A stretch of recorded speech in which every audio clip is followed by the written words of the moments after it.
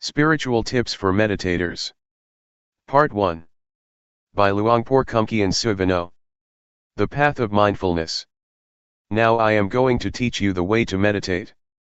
Please relax and feel comfortable, because what I am going to teach you is based on something you already have in your mind. The teaching that I am going to instruct you in is based on something which is real and genuine, the truth. And the truth cannot be deceived.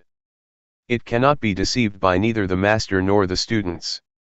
The master cannot deceive the student and the student cannot deceive the master, once either of them has realized or understands the truth. This is a technique that can be understood by everybody. All of us have mind and body. We also have mindfulness.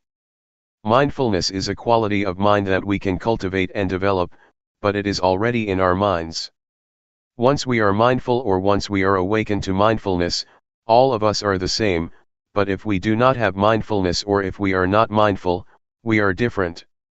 Meditating, especially developing mindfulness, does not require special time designated specifically for this technique. It can be practiced all the time in our daily lives. It does not demand special time, mainly because mindfulness is already in our minds. It can be developed through our daily activities. If we practice properly, we will feel that our lives are normal. We cannot practice for others but have to practice for ourselves. We cannot learn from others but have to learn from direct experience. We have to learn by realizing the truth in our minds. The meditation cannot be achieved from memorizing texts or reading books. We have to experience the reality in ourselves. For example, when we think, we have to see, observe, and experience the reality of thoughts, how they arise and how they fade away. These can be learned through direct experience, not through reading books or memorizing texts. What I am trying to convey is what I have realized from direct experience, not from analytical thoughts or knowledge of texts. This realization is based on direct experience that everybody can achieve or realize for himself. When we practice on what we already have. We have body and mind. We practice by using our body as an object, our body's movement. When our body moves, when our hand moves, we should just be aware. The hand is real, the body is real, and our awareness of them is real and can be cultivated. The more we practice, the more awareness we accumulate. This way of practicing asks us to accumulate awareness, until it becomes the dominant quality of our minds. Once everybody has total awareness, everybody will be the same in the sense that their lives are normal. But if we do not have awareness, we behave differently out of hatred, greed, and delusion, which disrupts our lives so that we contradict each other, preventing harmony and creating disunity. So, the point is how to cultivate awareness. The key to Buddhist meditation is cultivating awareness, and I am going to instruct you how. Once we understand and practice by ourselves, we will know ourselves better and live our lives properly. Now I will demonstrate. Everybody, please place your palms on your thighs, sit comfortably, and open your eyes. First turn your right hand onto its edge from your thigh, raise it to the height of your chest, and move it to your abdomen.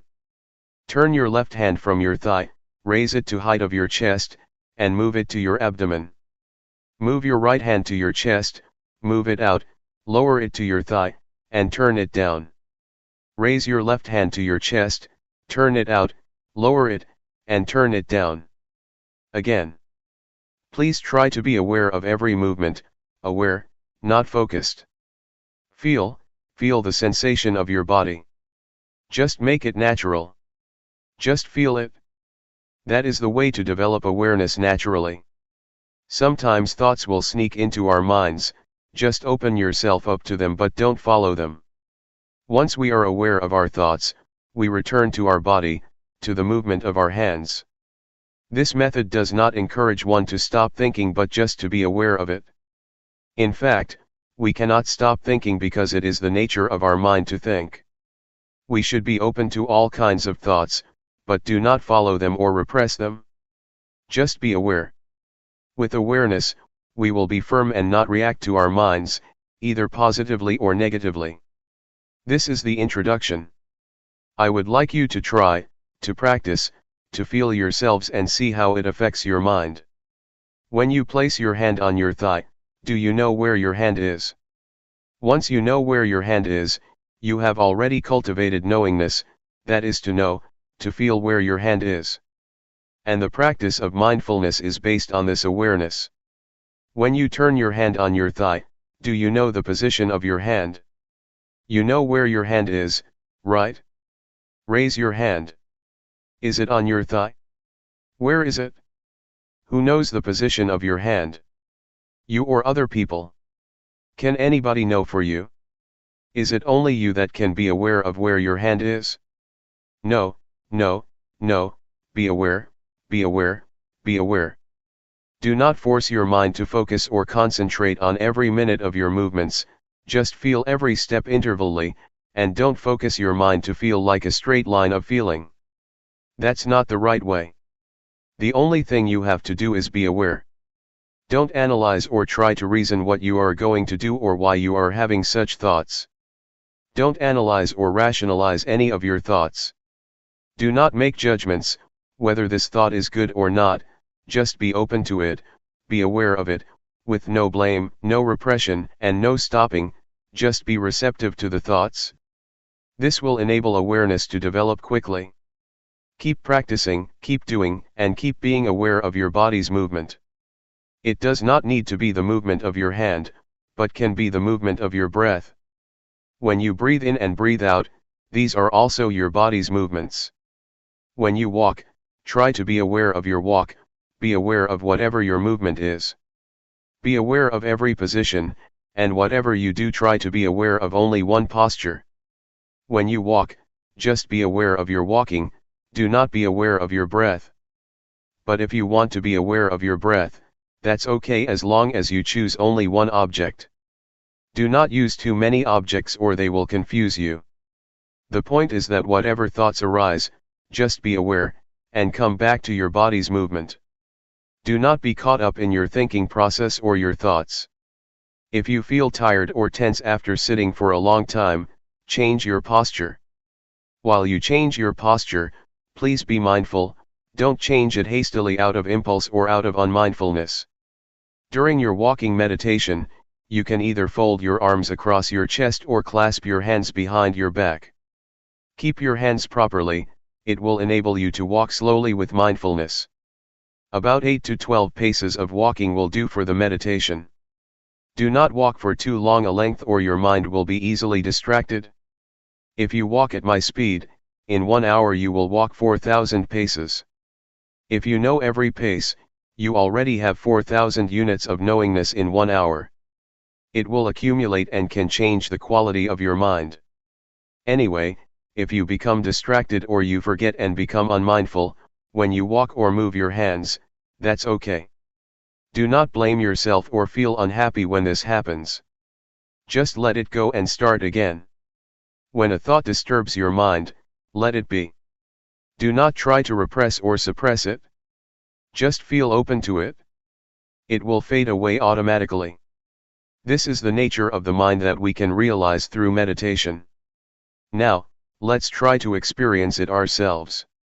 After practicing for an hour, you may come back and we will have a question and answer session for 30 minutes. How was your practice? When you felt distracted or caught up in your mind, did you see the difference between them? Did you realize when you were caught up in your thoughts? Did you see the difference when you came back to your body's movement, or became aware of the movement of your hands or walking? Once you did that, did you see that the thoughts just ceased or passed away? When you are caught up in your thoughts or overwhelmed by emotions, you may forget to move your hand, or you may move it but have no full awareness of your body. That's okay, but try to return to your hand's movement or to your walk. Once you are aware of your body's movement, you are already a practitioner. A Dhamma practitioner develops awareness. This is the only duty of the practitioner. The same goes for feeling. If you feel tense, physical pain, or tired, do not be overwhelmed by the unpleasant feelings. Just come back to your body's movement or just be aware and see the painful feelings. In other words, don't become lost, caught up in or overwhelmed by these unpleasant feelings, but be aware. Awareness will enable your mind and your life to go ahead without being interrupted by thoughts or feelings or any kind of disturbance. Thoughts will arise, feelings will disturb you, but if you have total awareness, you can go ahead without being stopped or blocked by these hindrances. You will go ahead, go straight ahead. For beginners, just cultivating awareness is enough. Do not try to achieve or gain anything. Do not expect any realization, any insight, or wisdom from the practice. Just awareness is enough for you at the present stage, and it will enable you to go ahead without any problems or difficulties. For the beginners, you may not sit longer if you wish, and the awareness may develop slowly, not smoothly. That's okay. Just try to keep practicing, and this will enable mindfulness or awareness to develop. Do not feel bad when you feel you are caught up in your thoughts, or in pleasant or unpleasant feelings, or you become forgetful of the practice. That's okay. Do not blame yourself. Do not feel depressed. Just come back to the practice, come back to be aware of your body's movement. When you keep practice, you keep accumulating awareness. You will begin to see, to realize, the nature of your mind. You will see that thought are one thing and mindfulness is another. The thoughts or feelings are not you, not yours, not me, nor mine. Previously, you may have thought that the thoughts are your thoughts, but in fact, they are not your thoughts. The thoughts are just there, but they are not yours. And this you can see, because of mindfulness. Mindfulness will separate you from the thought, so you can observe the thought without being identified with it, or take it to be you or yours.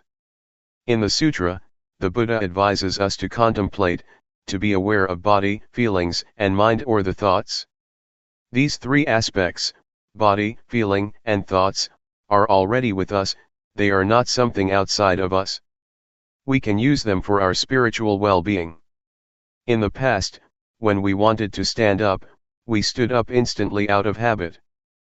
But if we practice and develop mindfulness, before standing up, we will be aware of the desire to stand up. Thus we will stand up mindfully. We can apply this approach or this attitude to whatever activity we do, and our lives will be on the path to mindfulness. Meditation's priority is to develop awareness first. It is the crucial factor that needs to be developed during the practice. This is important because we are already good at analytical thinking. But we have to practice another quality of the mind, awareness. It will lead us to a realization through direct experience, that cannot be achieved through thoughts or the analytical mind. Any questions? If you want to ask, please ask based upon the experience that you have already had from your practice in the past few hours. Do not ask through the analytical mind. Question: the mind that gives rise to thought, the mind that's mindful, and the mind that is aware, are these minds the same? Answer: practically speaking, you can see the three. You can see the scattered thoughts, or you can observe the mind. This can happen when you are aware of your body. When you are aware of your body and a thought arises, your mindfulness will come and watch and be aware of your thoughts.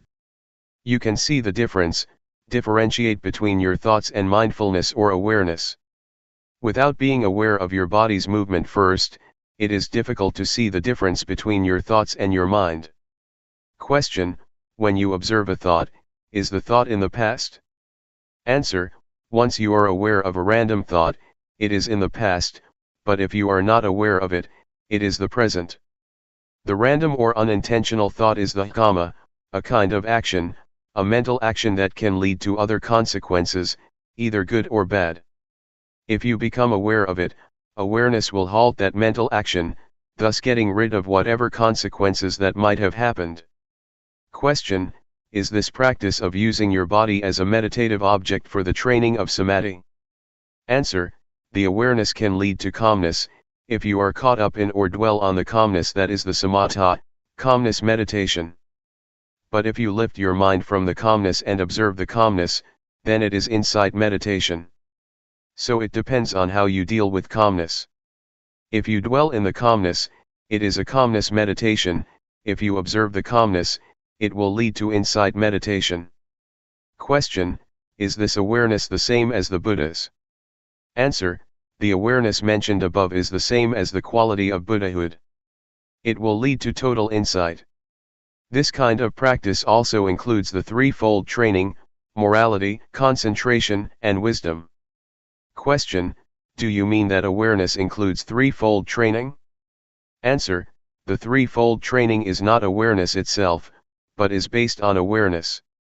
You cannot keep precepts without awareness. Awareness will enable you to keep the precepts, sila.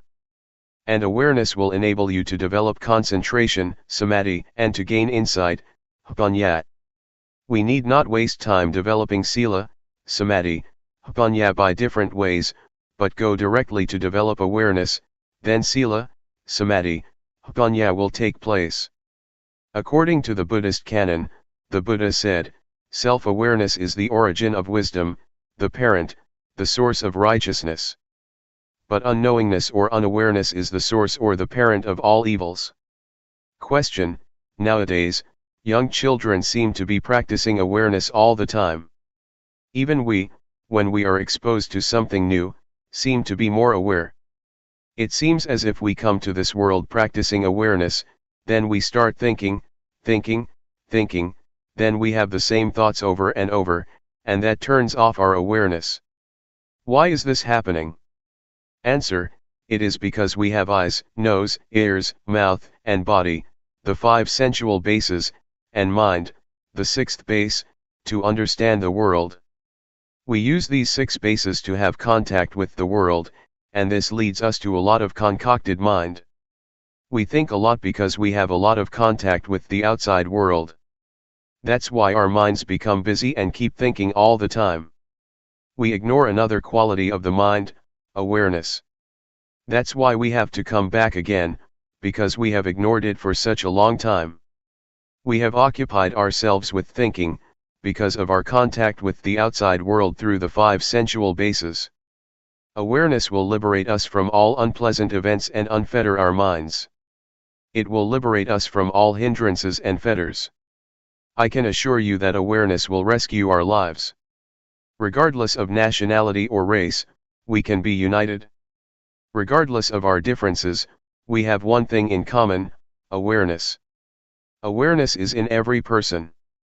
So, I would like to encourage you to develop awareness, so that we will go beyond nationality and race.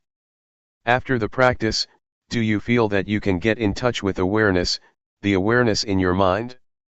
It is an quality inherent in you, that leads you to get in touch with it. Question: it's very hard to slow my mind down.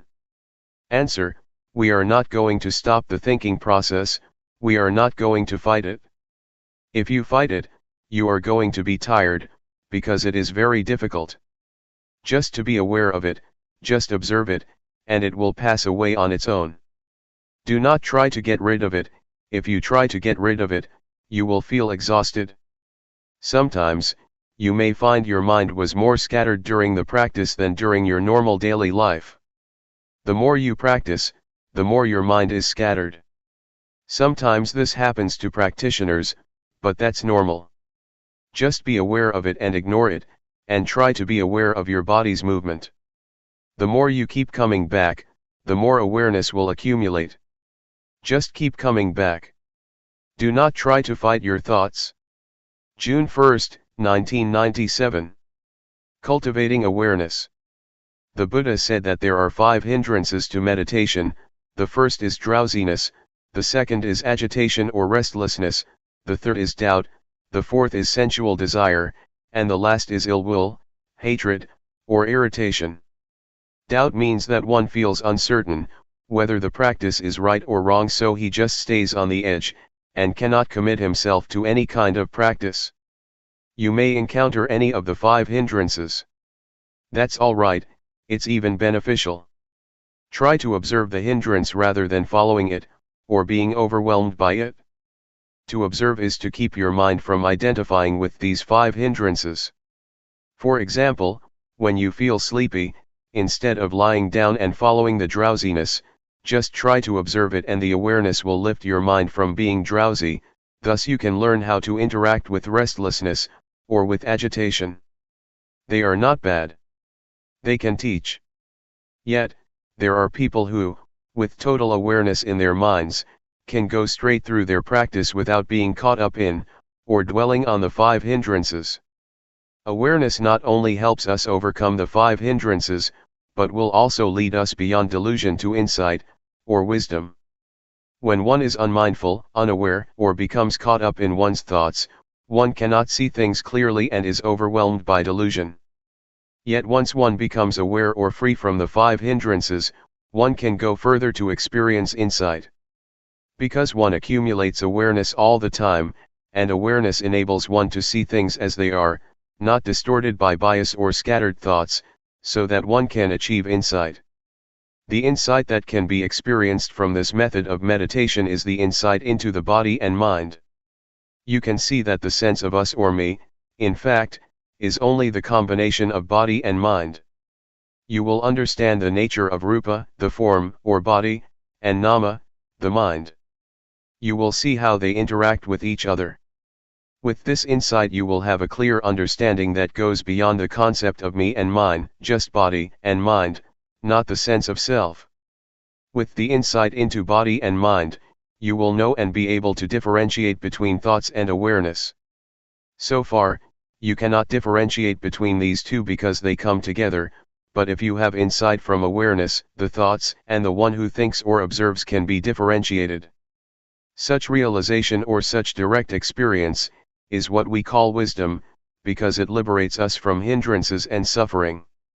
It is wisdom, and at the same time it is magga, the path. It is both the path and the end, the wisdom. If you practice properly, you will see that at the beginning it is mindfulness, in the middle it is mindfulness, and at the end it is also mindfulness. It is both means and end, path and wisdom. What I just said is quite ahead of you. It is a state that you may not have experienced yet, but I wanted to inform you of what you are going to realize, if you practice properly and continuously. Please try to concern yourselves with what you are practicing now. Just be aware, and once you keep practicing, results will come on their own without any attempt on your part. Therefore, put your effort into the practice. Awareness from this practice will get rid of delusion. The more you are aware, the less you are unaware. Unawareness is identical to delusion or ignorance. If you accumulate awareness through this method, it will form a solid base for keeping moral precepts, for concentration, and for wisdom. You will live your life morally once you have full awareness.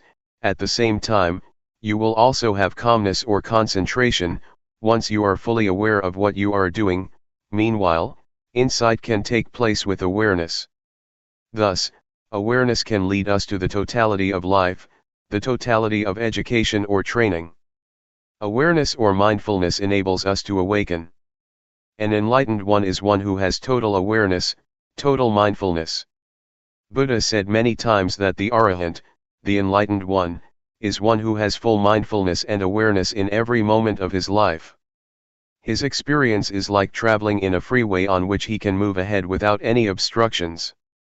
Mindfulness is like this: you are not caught up in any thoughts, but move straight ahead in your life. You can learn a lot from this practice.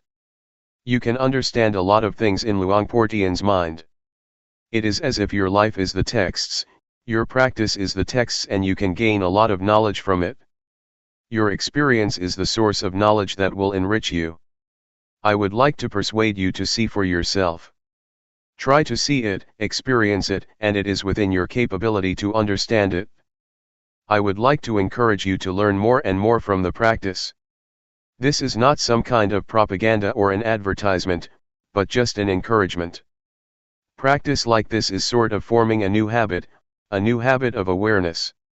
Right now, we have the habit of unawareness, of doing things out of habit without awareness, but if we accumulate awareness, a new habit will be formed, and whatever we do, after we practice properly, we will be aware of our daily movements. But if we do not practice, we will easily fall back to delusion, to our forgetful habits. So, please try to accumulate awareness and try to be mindful. Another point that I would like to emphasize is that, awareness is not a quality confined to myself or monopolized by anyone. It's a quality inherent in all of you. You are all capable of increasing and developing your mindfulness, not only in this room but also in your daily lives. That's all I would like to share with you. The only thing you should do is to realize it yourselves. What I talked about is not for you to memorize but for you to experience yourselves through practice. Both of us will stay here for more than a month. Should you have any problems, please come and talk with us. Question: awareness is not limited to our hands movements only, right? Can it be expanded to things like scratching itches? Answer: that's right. Whatever you do, whether coarse or subtle, breathing or swallowing saliva, or even when you just raise your hand to get something, be mindful.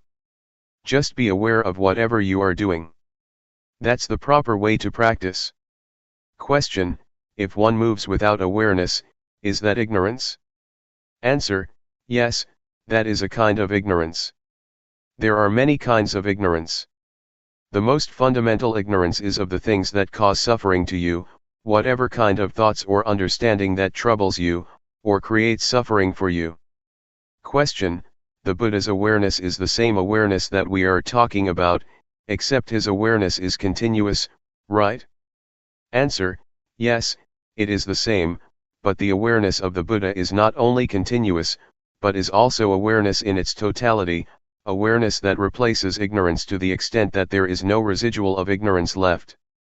But for us, we still have ignorance, our awareness still broken. Question: what is the difference between the awareness of Sotapanna, Sakadagami, Anagami, and Arahant? Answer: the awareness of these four enlightened beings are different in terms of degree, and also in terms of quality. The first stage of enlightened being, Sotapanna, has awareness that can get rid of the strong sense of self and uncertainty. The second stage of enlightened one, Sakadagami, can eradicate sensual desire and repulsion almost completely. For the Anagami, sensual desire and repulsion are eliminated completely. It is the different degrees of awareness that leads to different qualities. It is as though we are climbing up a ladder. In the first stage of enlightenment, the awareness is less powerful than that of the Arahant, or the last stage of enlightenment. For example, when we get angry at something, we will think about it over and over again. But for the enlightened one, especially the third one, Anagami, once anger occurs, it just happens and he can let go of it. It just occurs one time and then he goes beyond the anger. Anger is eradicated by total awareness, or wisdom. It's like a heated iron, once we touch it, we should feel the heat and never touch it again. For the enlightened one, anger is like a hot iron, once he touches it, he is aware of the heat from his anger, and will never return to and identify with it again. But ordinary people, not aware that anger is like a heated iron, just touch it over and over again without realizing that it is very harmful. The awareness that I mentioned, is the awareness that can enable us to see no self in the body, no self in feelings, no self in emotions, no self in thoughts. It is the awareness that can liberate us from suffering. Please do not just accept what I told you, see it for yourselves and practice until you can know it for yourselves. Then nobody can deceive you, nobody can mislead you, because you have already experienced it. What we should do is pay respect to the Dhamma, the highest refuge. You should not pay highest respect to me or to anybody else, but to the Dhamma that is already in everybody. Please pay respect to the Dhamma in ourselves. Be aware at every moment. When you go home, Try to maintain your awareness at all times. June 1, 1997. Knowing yourself. As I told you earlier, all of us are friends even though we have just met here, because we have been friends since our birth into this world. In Buddhism, friend has a broad meaning. All of us are friends because we are sentient beings. We all share the cyclic existence, all of us share birth, decay, aging, and, finally death as human beings. That is why we are all friends. Another thing that we have in common is that each of us has body and mind. Each of us has common characteristics. We all have 6 senses fields, we all have feelings, we all have emotions, and all of our mental activities and our physical bodies are subject to the same characteristics: impermanence, suffering, and no real self, no permanent self. These are the 3 common characteristics that all of us share. But there is something that makes us different from each other. That is our mental formations. We have different ideas, we have different opinions, we respond to our surroundings in different ways. It is our mental formations that makes us different from each other. However, these mental formations can be transformed, making us one, the same as a person. Previously, I said to many of us here that, despite our different characteristics, although there are various kinds of people, we can be the same if we have mindfulness. If mindfulness prevails in our lives, we will be the same, but it will be different if unawareness or unmindfulness prevail, because they make us behave differently and perversely. Anyway, I would like everyone here to feel comfortable when you are listening to Dhamma. You should feel comfortable because I am going to speak about what you already have: mindfulness, calmness, clear comprehension, and self-awareness. All of these qualities are already present in your mind. I would like to take this opportunity to share my experience of how to be one with the Dhamma, to apply and integrate Dhamma, or the truth, into our lives. 3 years ago, when I first came here, a Western student asked me, "What brings you here? What do you know? What knowledge do you bring with yourself?" I replied that the only knowledge that I have is knowledge of myself. I just know myself. So, he asked, "What do you mean by knowing yourself?" Instead of giving him the answer, I demonstrated by turning my hand on my thigh and resting it there. Then I asked, "Have you ever been aware of yourself while you rest your hand continuously for 7 days? Have you ever had that experience of knowing yourself, of being aware of yourself for 7 days?" He said, "No, I cannot do that, I do not have such experience." So I persuaded him to try cultivating awareness with the practice of raising the hand, dynamic or sati meditation. Later, he had a glimpse of awareness, of knowing himself. Can you follow me? Am I difficult to understand? After practicing like this for 1 or 2 hours, the Western student came to see me and shook my hand, saying, "Oh, you are the one that I have been longing to find for many years." Knowing yourself is necessary, because if you do not know yourself you will be overcome by grief, selfishness, anxiety, ill will, and irritation. But once you are aware of yourself, you will be free from these sufferings. What we should learn and cultivate is the experience or state of mind that can liberate us from suffering, so that we can live without suffering. This is what I try to learn. I do not know how to make money or how to increase my pride, I do not search for honor or seek admiration. What I try to learn is the way out of suffering. The experience I mentioned is what we call Dhamma, or the truth. It is the truth that frees us from pain or affliction. It is the Dhamma that leads us to enlightenment, to be totally awakened. The truth, or Dhamma, is what makes one a Buddha. It is an experience can be shared not only by monks, but by everyone. This insight into nature brings us all into the oneness, to be the same. What I tell you is not speculation, but from experience developed by following the path of the Buddha. It is what the Buddha has already said. It is the outcome of the practice that the Buddha developed, the 4 foundations of mindfulness.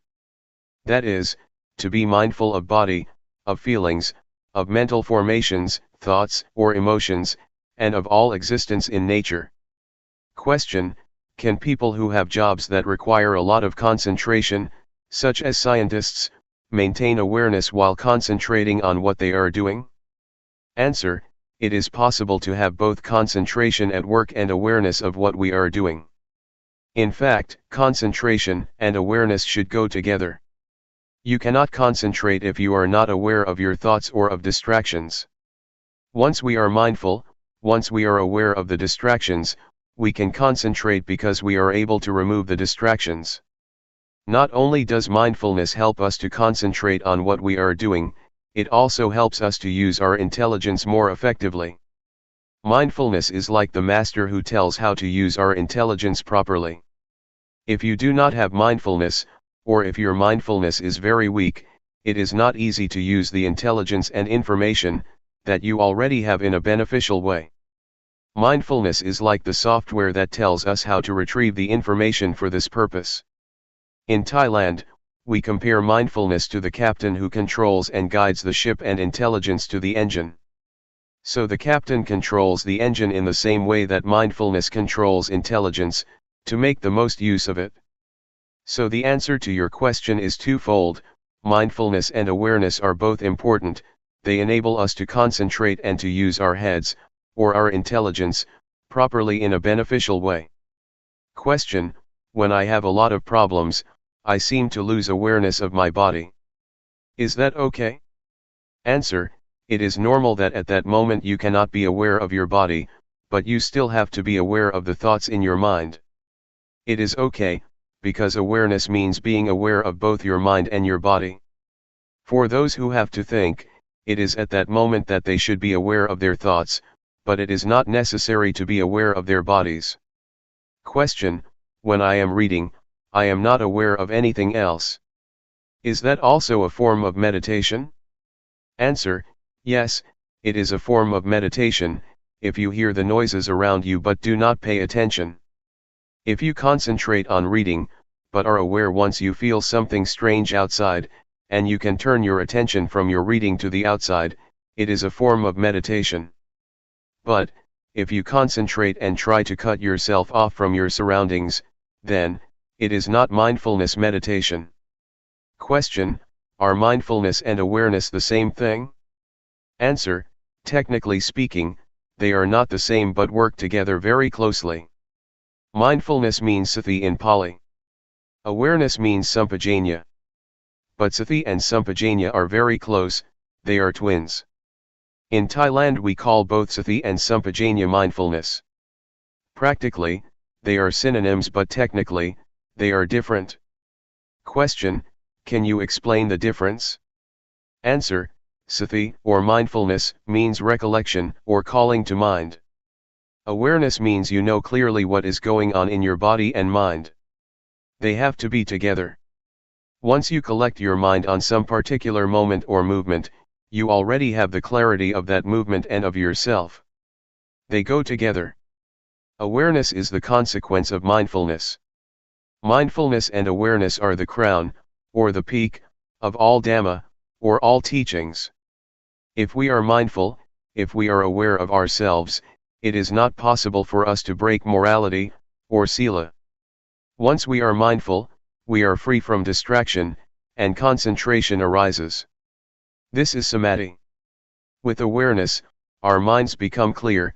With such clarity, insight will arise. This is Panyat.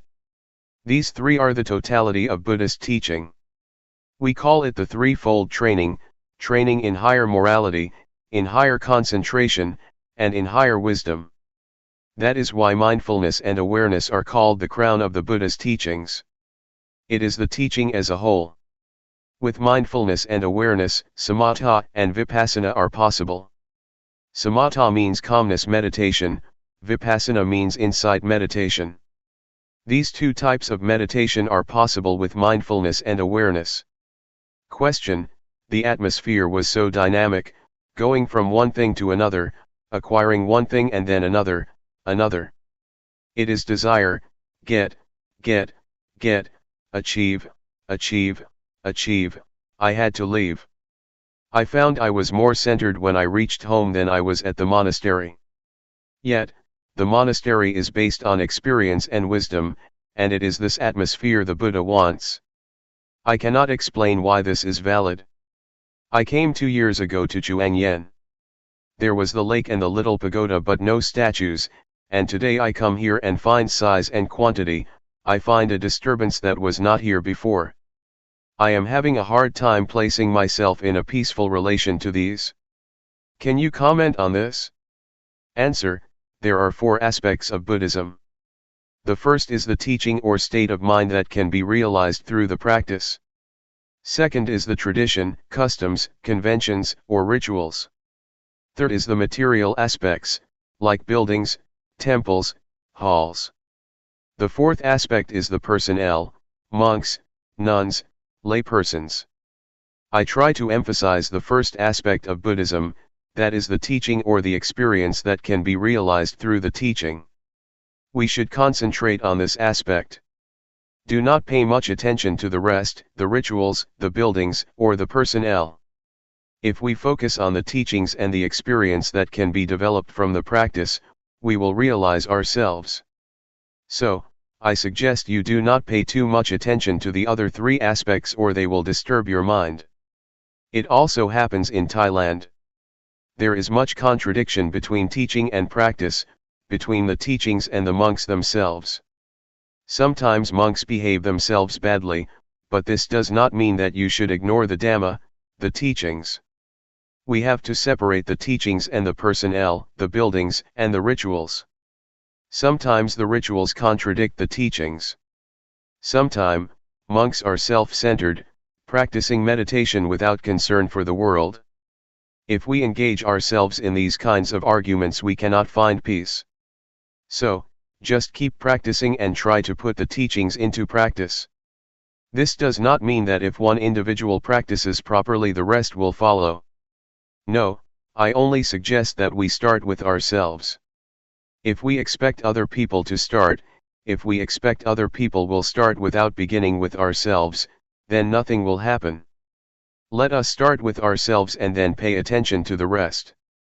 I would like to share my experiences of when I was a young monk, just a beginner, starting to practice Sati meditation 30 years ago. The other monks, my friends, were not serious about the practice. They preferred chatting all the time, and many monks tried to engage me in their conversation. Many things around me were quite irritating, quite annoying. But I decided that I would not pay attention to my surroundings. I behaved myself properly and paid attention only to myself. If I engaged with my surroundings, with my fellow monks, I would not progress in the practice. So I just tried to concentrate on myself and ignore whatever was happening in the monastery. I started with myself first to make progress. But the most important hindrance is internal disturbances, not external ones. Previously, prior to coming to practice this method of meditation, I had practiced the calmness meditation, using my breath as the object of meditation to bring me calmness, a kind of trance and absorption. But when I started practicing Sati meditation 30 years ago, I doubted this method because it never gave me calmness. I was not sure whether I should pursue this method or not. There was a kind of irritation, annoyance, and uncertainty in my mind, which kept me from practicing Sati meditation earnestly, and this hindrance was more serious than any external annoyances. But once I made up my mind that I would practice Sati meditation without questioning, without reasoning, just experiencing directly with mindfulness, I felt that progress in the meditation had been made. So I would like to suggest you be aware of and concerned with the internal hindrances, that are more irritating than any external disturbances. To practice meditation, we have to be prepared to face a lot of problems. Before Buddha became enlightened, there were a lot of devils, or Maras. Mara is the deity which tries to subvert or undermine enlightenment. The army of Mara tried to disturb Buddha, to persuade him to stop practicing, even threatening the Buddha. A lot of warriors, a lot of Maras, came to try to overcome the Buddha. But with the strong determination, with the earnest attempt and strong will of the Buddha, he overcame the army of the Mara. So, I would like to encourage you to be prepared, to be determined to overcome all obstacles that you might face during the practice. Question: you talked about the internal disturbances. Could you tell the nature of them and how to control them? Can we be without any thoughts for a minute or even a second? Thoughts are what cause internal disturbances. How can you control them?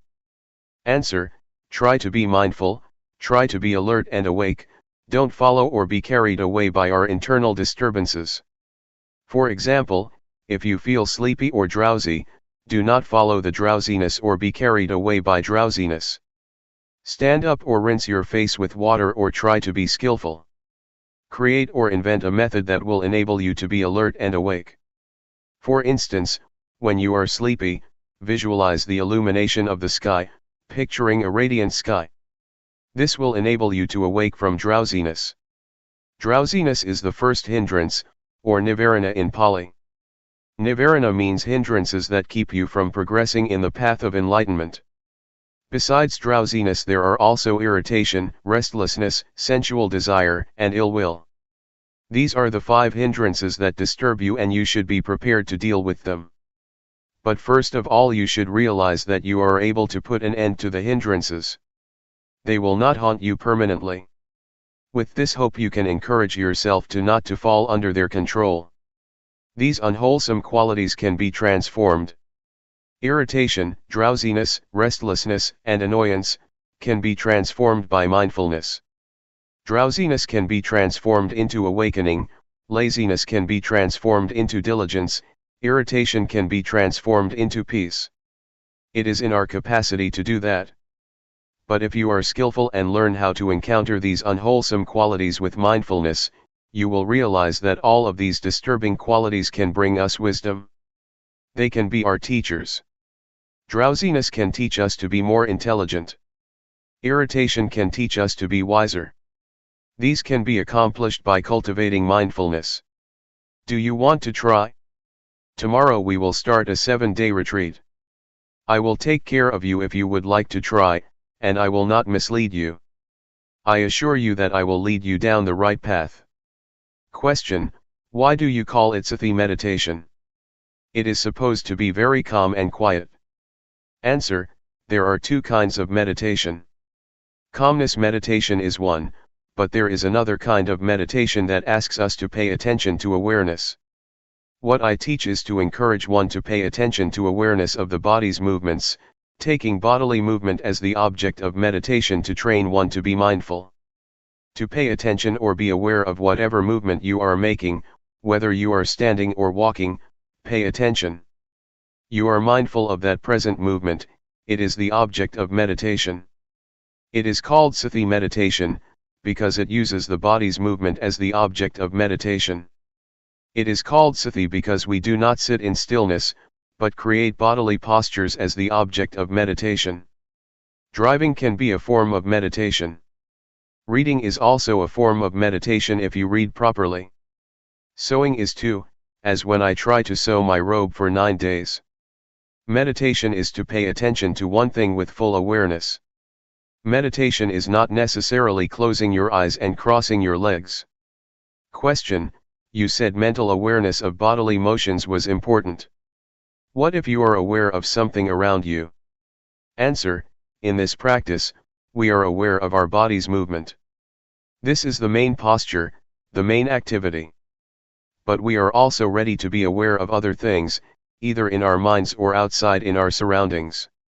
For example, when I am practicing, if a friend comes to ask for a needle to sew his clothes, I am ready to give him the needle while still keeping with the practice without talking to him. I just stand up and find the needle for him. After giving him the needle, I return to my practice. It means that I am ready to respond or to be aware of anything that occurs to me internally or externally. I do not cut myself off from my surroundings but am ready to hear the noises. If there is nothing special, I just pay attention to my bodily movement. Question: you are also a social worker. Do you teach Sati meditation to the people you serve, and how effective is it in helping them? Answer: I teach many who are receptive to my teachings, but there are still a lot who do not practice what I try to teach, because they are busy, occupied with their careers. Most of them are busy farmers with no opportunity to practice. I myself have to preserve the forest by my temple, keeping the illegal loggers away. Sometimes I try to teach them meditation too, but it is not easy. Drug addiction is also a problem in my village.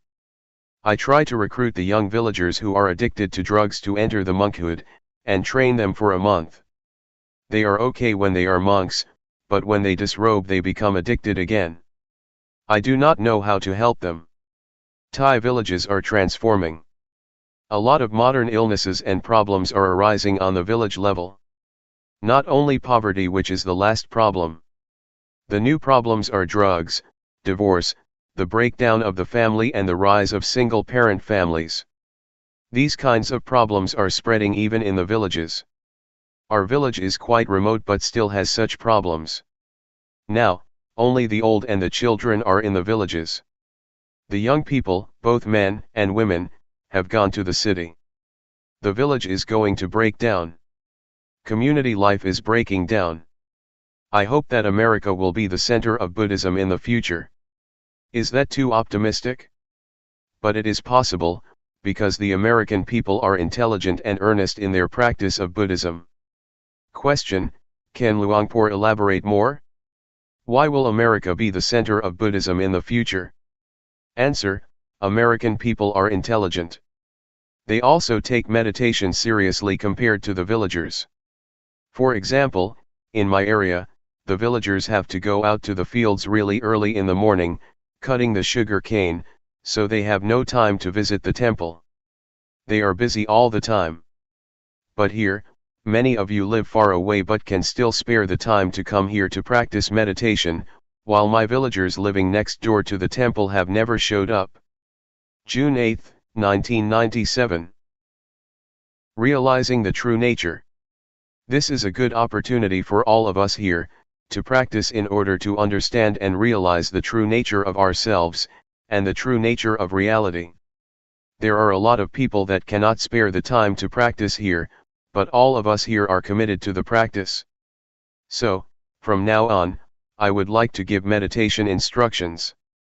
In the time of the Buddha, we did not have a tag that says, silent meditation to refrain from conversing with others. But it is in accordance with the principle that the Buddha established, that it is good for one to not see, hear, or talk while he is practicing meditation.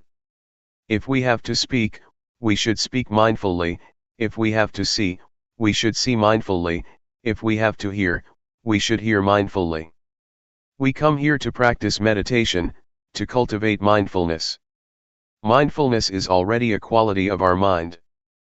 Practicing meditation to cultivate mindfulness, we encounter a lot of obstacles, a lot of disturbances both in our minds and from the outside.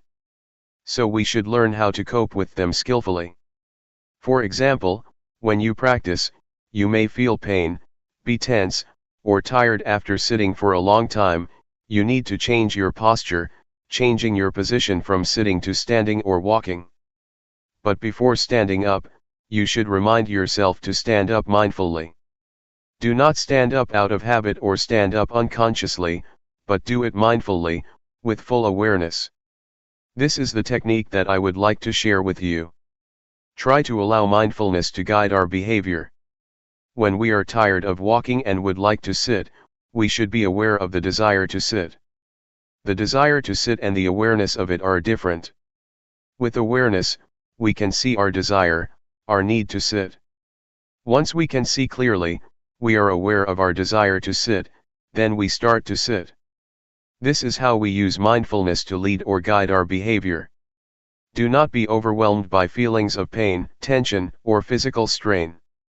Try to resist our habitual tendencies, because our habitual tendencies will lead us to delusion, to forgetfulness, and to ignorance.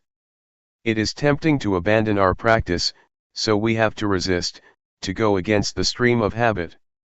For example, before the Buddha's enlightenment, he sat near a stream and was determined to practice to the end until he reached enlightenment. Since he was not sure whether he would achieve enlightenment or not, he put a plate on the stream to see whether it could go against the stream or not.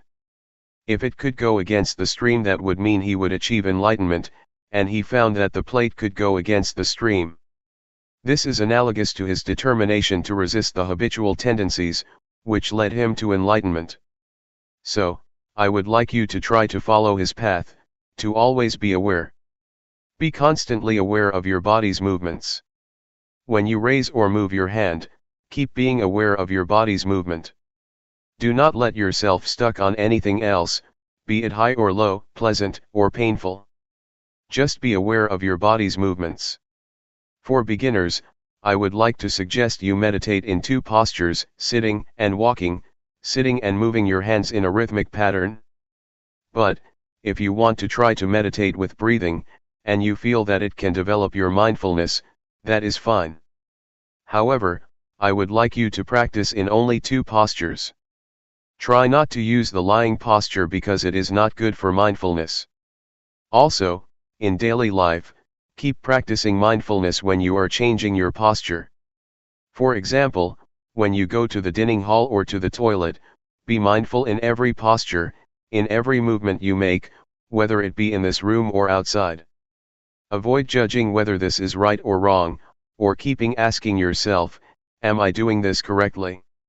Try to avoid the sense of right or wrong. Keep practicing, simply practice. Do not be anxious. Avoid skeptical doubts. Just keep practicing and try to be aware of what you are doing. That is all. It is not too complicated. For beginners, avoid worrying about the method, because it will obstruct your practice. Just go ahead and practice and you will learn from your experiences. Otherwise, you will keep questioning yourselves and halt your practice. If you have questions, feel unsure, or feel doubt about the practice, come to see me. Do not ask other people. Do not worry about right or wrong, do not keep asking yourself whether you are practicing right or wrong. Your direct experience will tell you. The truth will reveal itself. When you practice, you become aware of mind and body.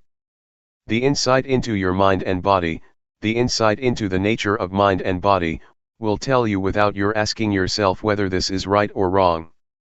Let the direct experience tell you. Question: what is awareness?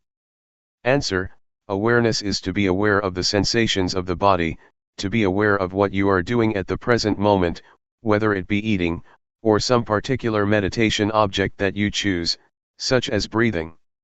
If you choose breathing as the object of meditation, you become aware of that. That is the awareness that I mentioned. Just be aware of the whole process, not the details. Place your hand on your thigh. Are you aware of it? Right hand up. Are you aware? Just be aware that your hand is on your thigh, that is okay. Then, raise it up and move it to your abdomen. Turn up your left hand. Be aware. Raise it up and move it to your abdomen. Move your right hand to your chest. Turn it out and lower it to your thigh, and turn it down. Raise your left hand to your chest, turn it out, lower it, turn it down. Again. Are you really aware of the movement of your hand? Do you just think that you are aware, or do you really experience the awareness? Now, pay attention to your breathing, inhale, exhale. Can you feel the sensation at the tip of your nose or at your abdomen? Question: can one observe the tip of his nose and abdomen at the same time? Answer: you have to choose. How is your awareness? It does not matter what object you are going to be aware of. You can move or shake your fingers and use them as the object of your awareness. It is the same awareness. You can apply it to other positions or other postures. Try whatever gives you clear awareness. Sometimes you may feel doubts, and the awareness is not clear after practicing for a length of time. You may need to change your posture, to raise your hand, to touch your body, or to breathe, changing your object of meditation to breathing. Just be aware when you are changing your posture, so you feel the new sensation. But this is only temporary. Afterward, you will resume your main posture, sitting or walking. After repeating it, you may feel drowsy because of the repetition. You become sleepy. You need to change and then resume the main posture. It is a technique to awaken yourself so that you can have clear awareness. Awareness becomes clearer and clearer with your alertness. It is enjoyable if you try to use variations, try to initiate, invent, or apply many things to yourselves to solve your problems. You will enjoy this and be at ease. Easy. My master sometimes changed to the posture of paying respect to be alert, to awaken himself. As for walking meditation, try to either fold your arms across your chest or clasp your hands behind your back, and walk not too slowly and not too quickly, about 8 to 12 steps. Do not gaze too far. Do not lower your head too much. Just stare at the floor about 2 meters from your feet. If you gaze too far, you will be distracted, but if you lower your head too much, you will feel tense. Feel free to choose any posture you like, but try to spend a length of time with the posture you choose. Do not keep on moving or changing all the time. When you feel tired with a posture, do not change it suddenly. Try to delay, to go beyond the time limit, try to go a little bit further. If you feel tired and you change postures right away, that is not good. Try to go further to strengthen your will, your mind, your determination, and your body. When you move your hand, keep your eyes open. Do not close them. You may feel sleepy if you close your eyes. I do not have a problem when I practice with closed eyes because I do not feel drowsy.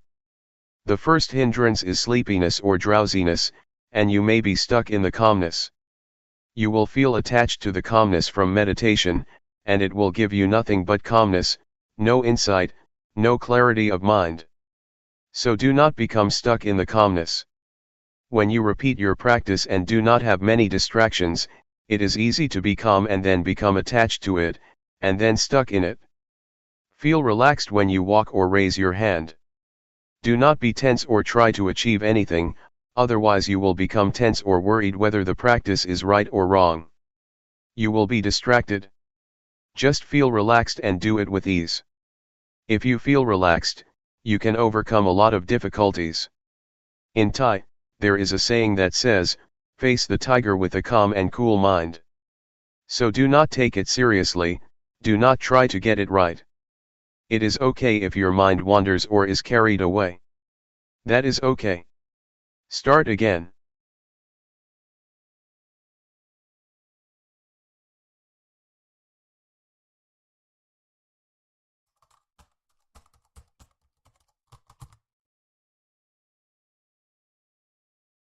May all beings be at ease.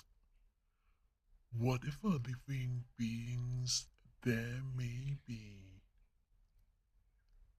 whether they are weak or strong, omitting none, the great or the mighty, medium, short or small, the seen and the unseen, those living near and far away, those born and to be born. May all beings be at ease.